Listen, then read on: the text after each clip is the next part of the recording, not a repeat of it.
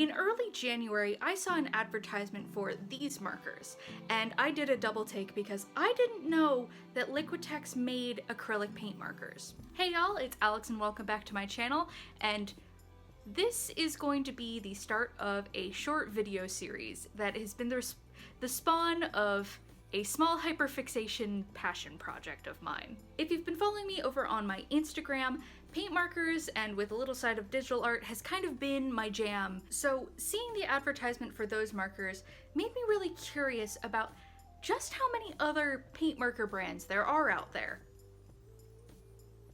There are so many. So many.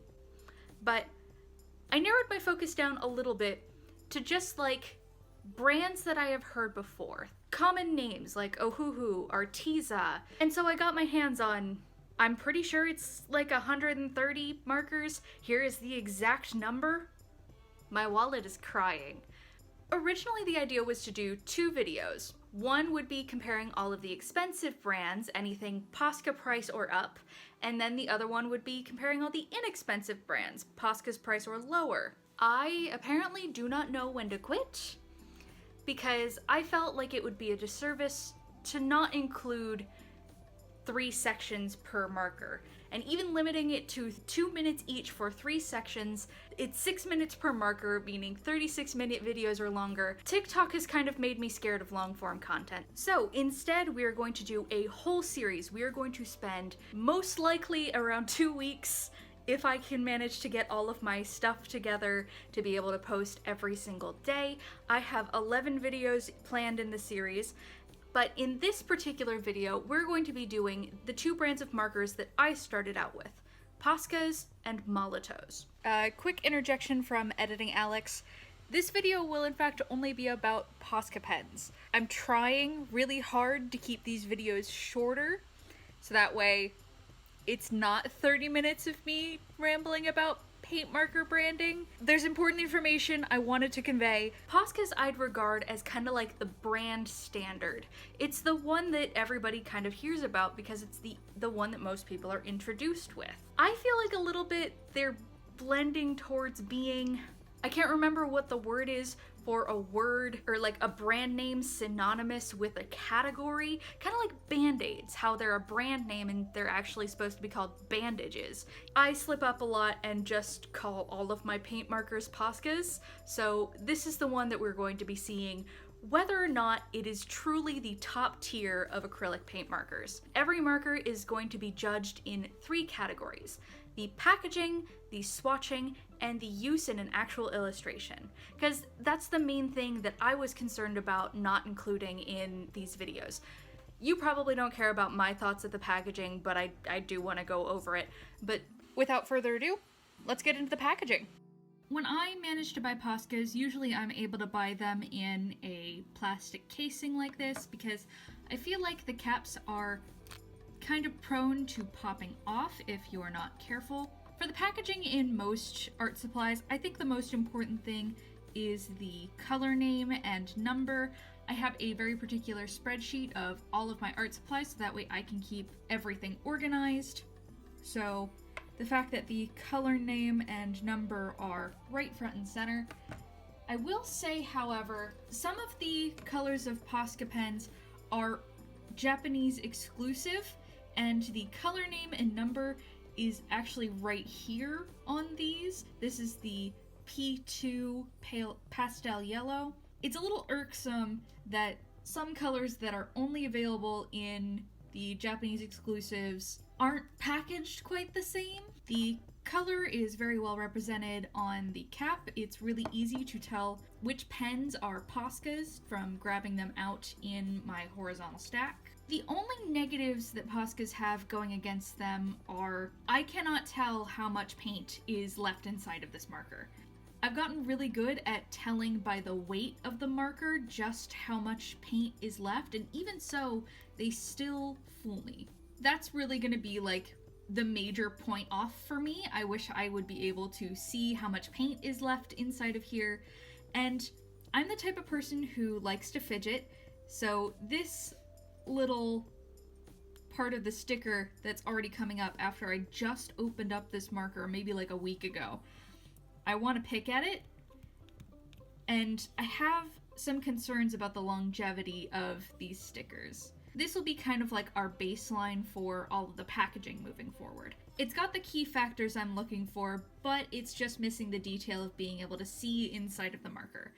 For the packaging, we'll give these a 4 out of 5. Now let's get into the swatching. For the POSCA swatches, we are going to be using straw yellow and Prussian blue.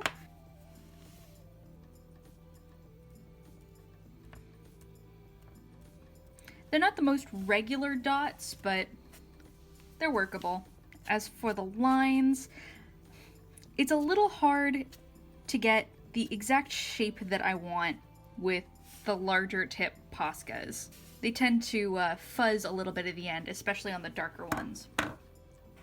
Now it's time for the layers. So here's layer 1. It's already starting to rip up the paper a tiny bit.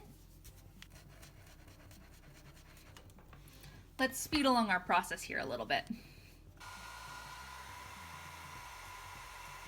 The opacity on the yellow isn't great after one layer, so let's see what it looks like on our second.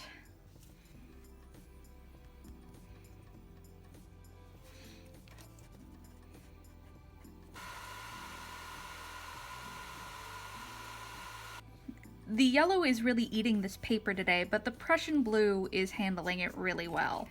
And you can definitely see in person an opacity difference here between the two layers, but I don't know how much you're seeing it. So the next section is the gesso. There is a slight... So here's normal paper. Here's the gesso. This is to simulate rougher materials and whether or not we get any splattering.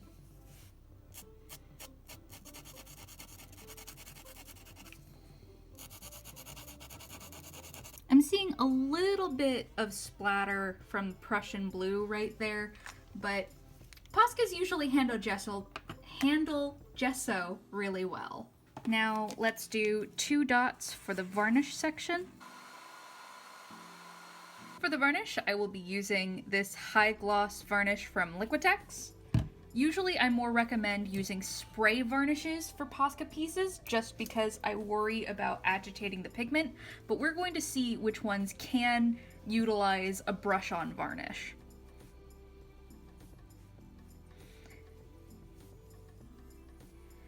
And after only a few strokes, the Prussian blue is really coming up. And I usually, for brushing on varnish, go in one direction and then go in another, so let's... Yeah, that purple really didn't take much at all. So as kind of a rule of thumb, I always use spray varnish on any of my POSCA pieces. This also kind of doubles for a water test. Don't spill water on your POSCAs. These 2 tests are to test the opacity. We're going to lay down one color in a large block. Now it's time to take the opposite color and see whether or not we can get good opacity.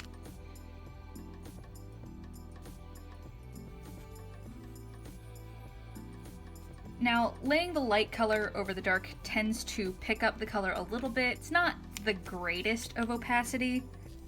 Covering over with the dark color picks up a little bit. I feel like this isn't quite as blue. It's a little bit more neutral colored, I guess. POSCAs tend to pick up themselves really easily. Already after only a few seconds, here's the nib of the straw yellow. They're not really good at layering over themselves. Let's get a moderate. So this is just an HB pencil. We're gonna put down a scribble and then a scribble of the typical color erase pencil I've been using recently. So let's start off with the yellow. It's picked up the color of the pencil a lot. It's kind of dragged it over here onto the color erase. So the pencil picks up in the yellow over here and kind of desaturates it a little bit. It picks up over here with the color erase pencil a tiny bit, but because it's another warm tone, it doesn't tarnish it as much. The Prussian blue manages to have enough opacity to not show any of the pencil lines through it. You can kind of see some of the pencil lines in the yellow though. The colored pencil section is about layering on top of the POSCAs. To add a little bit of texture to some of my pieces, I like to bring in some colored pencil. Some of my paint markers do fine with it, and some of them don't like it. So let's see which POSCAs are. I don't really have many colored pencils dark enough to go over. That was almost immediate.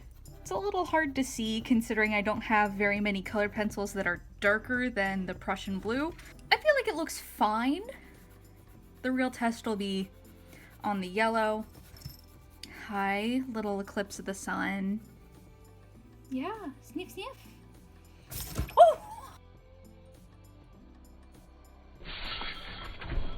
Honey! I hope I got good footage of that. POSCAs usually handle colored pencils really well. I can get a nice textured fade across the color. POSCAs really lose out for me in their opacity. Usually it takes 2 or 3 layers for me to feel like they're a perfect opacity, and the waterproofness. I've tried a few different varnishes and I still haven't quite been happy with how POSCAs handle them. So I think in the swatching department, the waterproofness and the opacity is going to be a point off, so these are going to get a 3. And now let's get into our last section, the drawing.